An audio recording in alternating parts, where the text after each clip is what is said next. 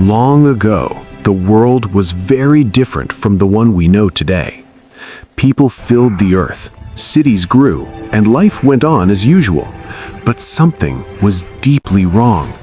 Violence, corruption, and selfishness had spread everywhere. People no longer cared about what was right. They hurt one another, ignored God, and lived only for themselves.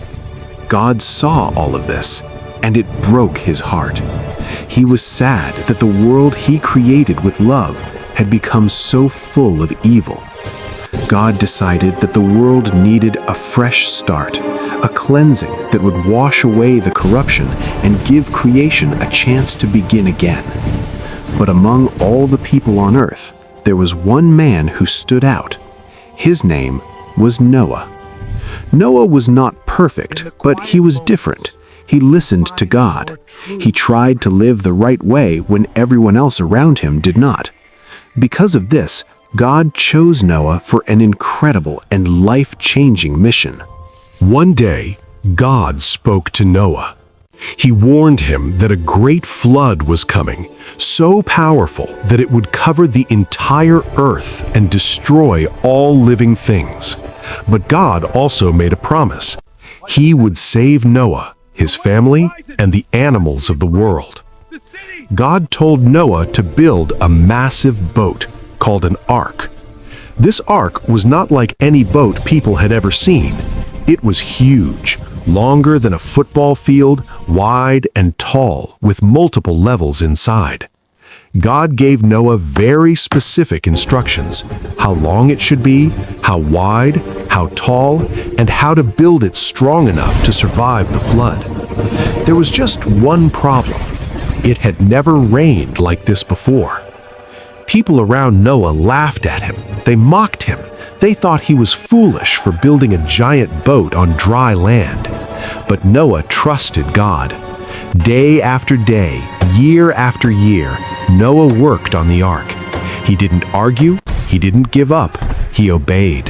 When the ark was finally finished, God told Noah it was time. Animals began to arrive, 2 by 2, just as God had promised. Birds, livestock, wild animals, large and small, all came to the ark. Noah and his family welcomed them inside.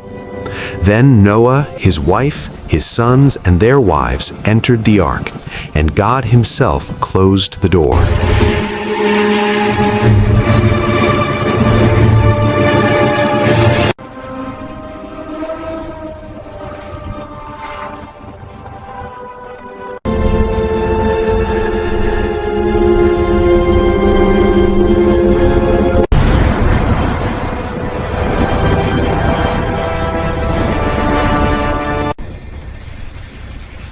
Soon after, the rain began to fall.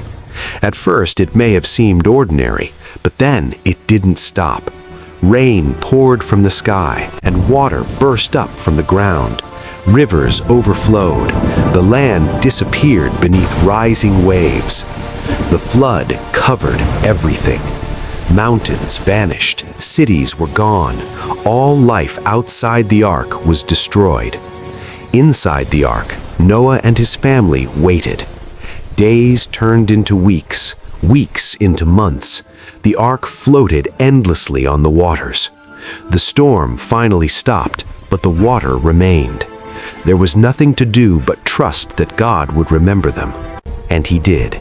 After many months, the waters slowly began to go down.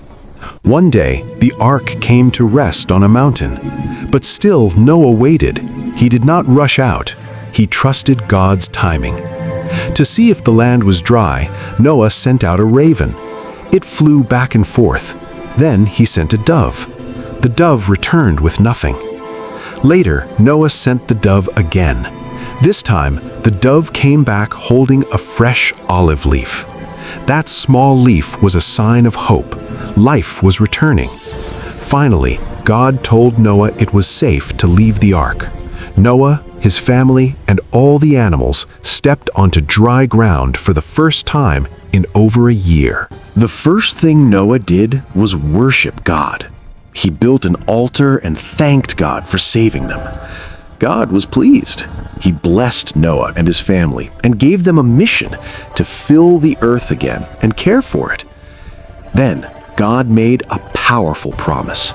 He promised that never again would a flood destroy the entire world. As a sign of this promise, God placed a rainbow in the sky. The rainbow became a symbol of hope, mercy, and faithfulness, a reminder that even after judgment, God offers grace and new beginnings.